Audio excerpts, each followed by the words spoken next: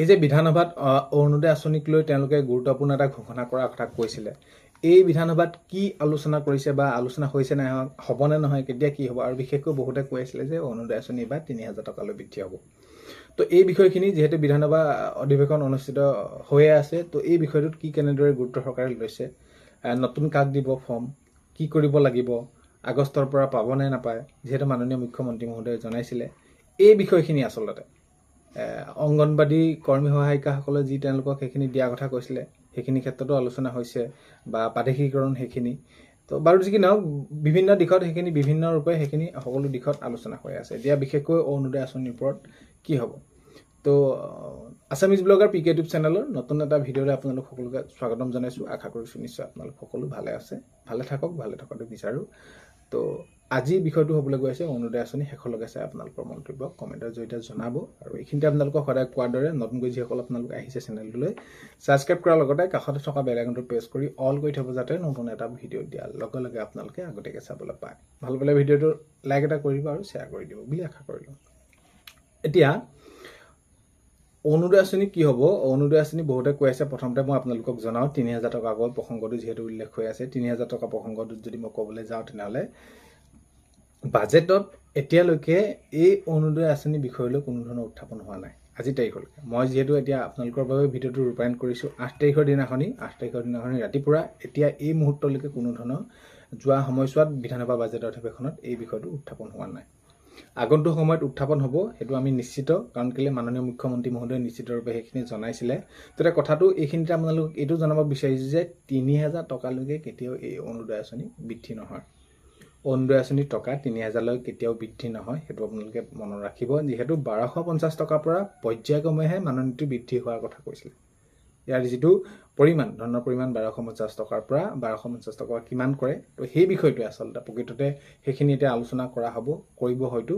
তো এই বিষয়খিনি কিমানখিনি ১,২৫০ টকাৰ পৰা হয়তো ১,৩০০ হ'ব পাৰে, ১,৪০০ হ'ব পাৰে, ১,৫০০ হ'ব পাৰে, এতিয়ালৈকে কৰা নাই। ৩,০০০ টকাটো নিদিয়ে, আপোনালোকে মনত ৰাখিব।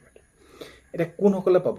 এতিয়া মুখ্যমন্ত্ৰী মহোদয়ে তেতিয়াই এই স্পষ্টৰূপে জনালে যে যিসকলে ৯,০০০ টকা পালে, কাৰণ কেলৈ ৯,০০০ টকা পাবলৈকে বহুতখিনি তেওঁলোকে কৰিবলগীয়া হ'ল। কাৰণ কেলৈ আকৌ সেইখিনি প্ৰথম পৰ্যায়ৰ পৰা যিসকল মহিলাই পাই আছিলে, ছেকেণ্ড পৰ্যায়, তৃতীয় পৰ্যায় বুলি নাই, আকৌ সকলোৱে তেওঁলোকে কি কৰিব লগা হ'ল, ফৰ্ম জমা দিব লগা হ'ল। জমা দিয়াৰ পিছত তেওঁলোকে ৯,০০০ টকা পালে আৰু বিশেষ একো কাম কৰিব নালাগে। ইতিমধ্যে মাননীয় মুখ্যমন্ত্ৰী মহোদয়ে এই বিষয়ৰ ওপৰত জনাইছে যে আগন্তুক আগষ্ট মাহত তেওঁলোকে অৰুণোদয় আঁচনিৰ টকা পাব।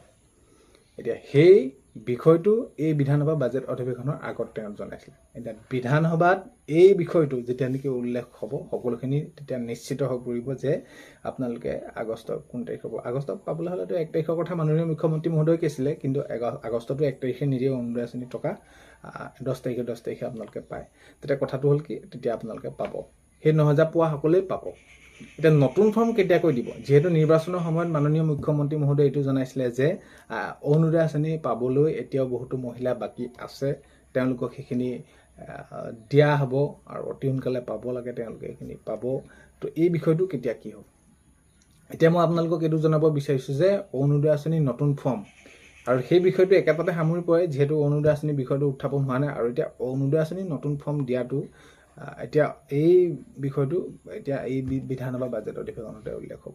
আৰু এতিয়াই দিয়া সম্ভাৱনা নাই, যিহেতু বাকী বহুতোখিনি কাম কৰিব লগা আছে, পৰ্যায়ক্ৰমে দিয়াৰ কথা কৈছিলে।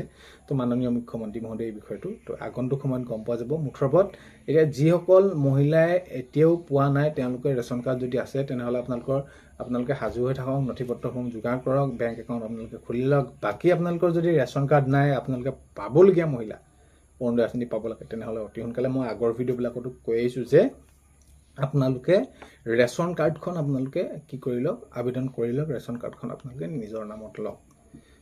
বহুতো মহিলাই গুৰুত্ব সহকাৰে নলয় বিষয়টো। আজি সময়ত যদি আমি চাওঁ, ৰেচন কাৰ্ডখন আমাৰ বাবে আটাইতকৈ বহুত বেছি এটা গুৰুত্বপূৰ্ণ নথিপত্ৰ। তো ৰেচন কাৰ্ডখন আপোনালোকে আবেদন কৰক। ৰেচন কাৰ্ডখন হ'লে আপোনালোকে বিভিন্ন ধৰণৰ সুবিধা পায়, অৰুণোদয় আঁচনি, চৰকাৰী আয়ুষ্মান হওক, এই সকলোখিনি তো গুৰুত্ব সহকাৰে লওক। আৰু আগন্তুক সময়ত এই বাজেটতে কি কেনেদৰে নিৰ্ধাৰণ কৰে, আমি সকলোখিনি কথা গম পাম। ভিডিঅ'টো আপোনালোকে শেষলৈকে চোৱাৰ বাবে ধন্যবাদ। ভাল পালে লাইক এটা কৰি দিব, শ্বেয়াৰ কৰিব। আজিলৈ ইমানেই, অন্য এটা ভিডিঅ'তে লগ পোৱাৰ আশাৰে